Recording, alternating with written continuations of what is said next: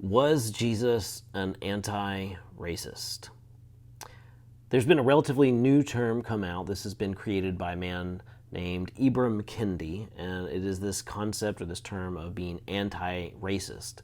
And Ibram Kendi, when his book came out, and I think the book White Fragility came out about the same time, earlier this year, they kind of hit a new high in terms of book sales to the degree that it kicked off one of the Hunger Games off the list, and so off the top seller list. And so these were very, very popular books, and these concepts are being talked about a lot. And so I'm certainly not attacking his book titled How to Be an Anti-Racist, but I think this term deserves merit because we often think in either or categories here in the West. It's black, white, up, down, right, left, liberal, conservative, male, female. We're very binary in how we see the world, and we often don't see a third option. And so in asking this question, was Jesus an anti-racist? You can probably tell by the fact that I'm asking the question that I'm going to provide a different answer. But Ibram Kendi's definition, or a quote from the book, he says, "There is no neutrality in the racism struggle. One either allows racial inequalities to persevere as a racist or confronts racial inequalities as an anti-racist.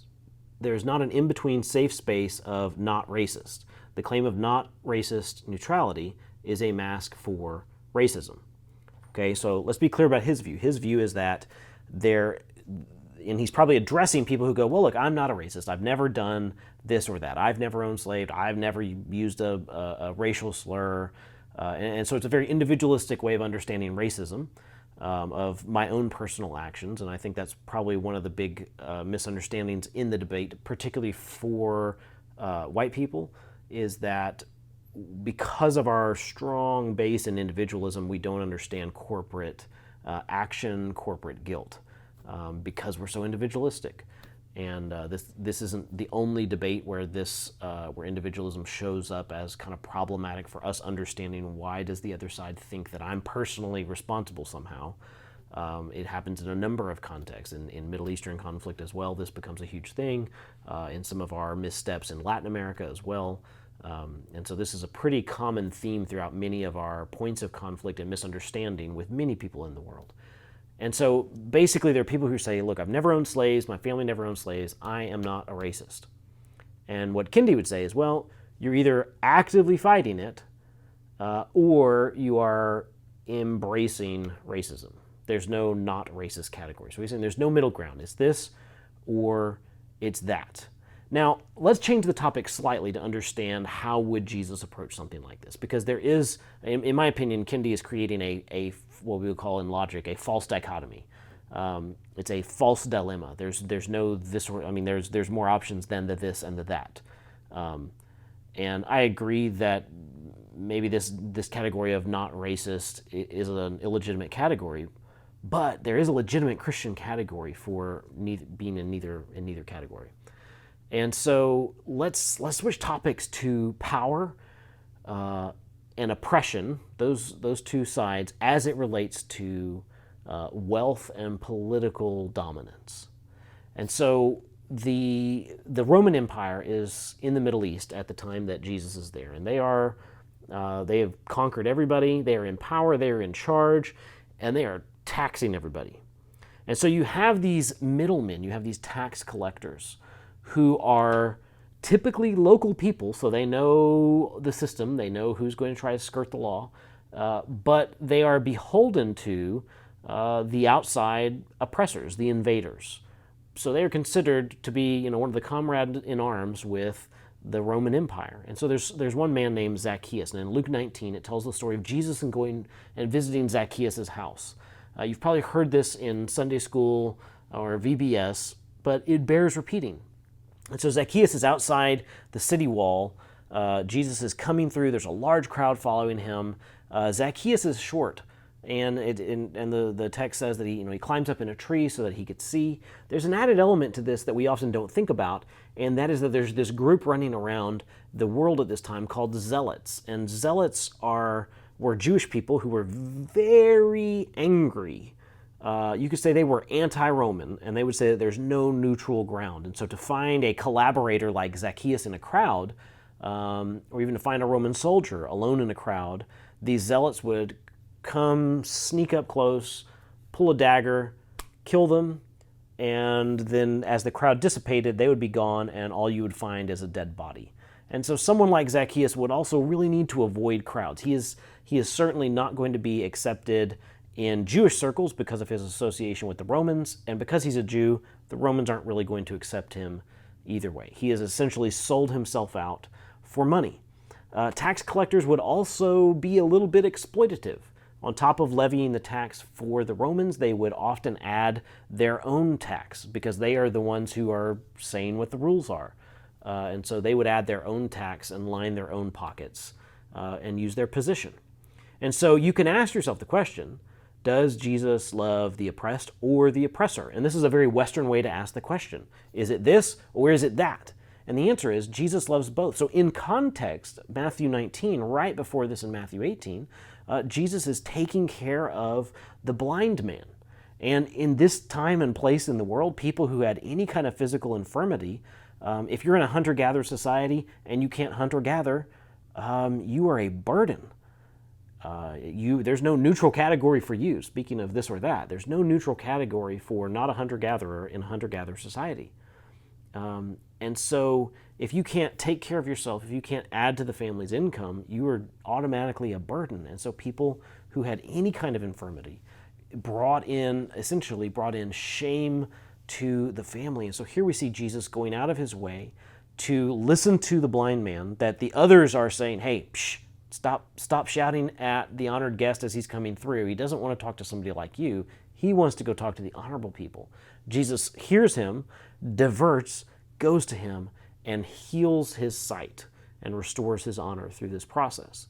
And so here we see Jesus loving the downtrodden, and now we're about to see Jesus showing honor to the oppressor. And so Jesus sees Zacchaeus, and the worst thing for Zacchaeus in the world, right? It happens. Jesus walks right up under the tree. So he's trying to quietly observe, hidden in a tree. He doesn't want the crowd really to know he's there. He's a little bit safe because of the distance. And as Jesus comes by, he does the worst thing possible. He brings the crowd right up to Zacchaeus and calls attention to him. What is going to happen? Well, Jesus says, Zacchaeus, come down. I'm going to your house. So as guests would come into town, there's not the hotel system that there is today. Guests would have to pick some place that they would stay. Now, in this time and place, if you have the ability to travel, you must have some kind of increased social status because you can leave your farm, you can leave your fields, you can leave your animals with someone else to do the work while you go off and do whatever your business is. And so oftentimes you also brought news from the outside, so an outside guest was hugely important. Kenneth Bailey talks about this story in his book, Jesus Through Middle Eastern Eyes, and he tells a story of the president of Egypt, President Nasser at that time, coming and visiting a small rural village in Upper Egypt. And basically the villagers went miles out of the city to meet him. They forced him and his whole motorcade to turn off their engines. They tied ropes to the cars and they pulled them into the city. Now what they were saying is, we are so happy that you are here. We are so honored that you are here that we're not going to let you come in of your own free will. We want you to know that we are bringing you in under our own steam, under our own muscle.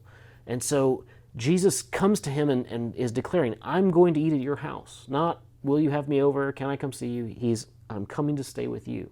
So he's putting huge honor on someone that the crowd is probably just done a double take to go, wait, what did he just say to him?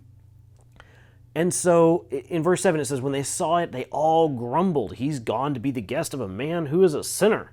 They know who Zacchaeus was.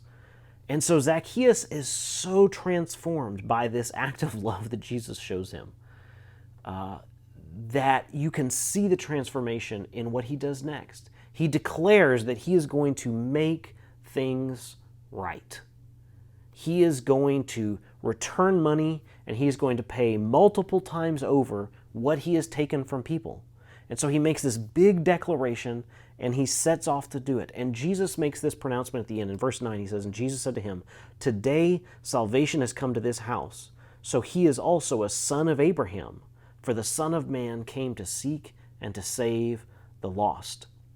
As I've engaged in the Muslim world, one of the questions that I constantly get asked is the correlation between terrorism and Islam. And one of the things that I have to answer people back with very bluntly is to say, Jesus loves terrorists. Jesus died for terrorists. He wants them to turn and believe and follow him. He has paid the price to forgive their sins, just like he's paid the price to forgive mine. And we need to say this just as clearly. The two categories are not racism and anti-racism. There's two categories. It's dead men and live in Christ men. Those are the two categories. It's new creation and old creation. New self, old self. And so Jesus loves racists. Jesus also loves anti-racists. Jesus has paid for the sin of racism. He wants racists to confess their sin, to believe in him, and to be transformed, and not to no longer be racists, not to be anti-racist, but to do exactly what he did with Zacchaeus, where he entered his space, he invaded his world, he brought in truth, and he brought in life, and ultimately he brought in salvation. Because the problem with racism, and the problem with just counter movements also, is that when they're done apart from Christ, they are just dead. And without Christ's transformation, it doesn't matter if they accomplish their goal or not. Getting better health care for dead people they're still dead.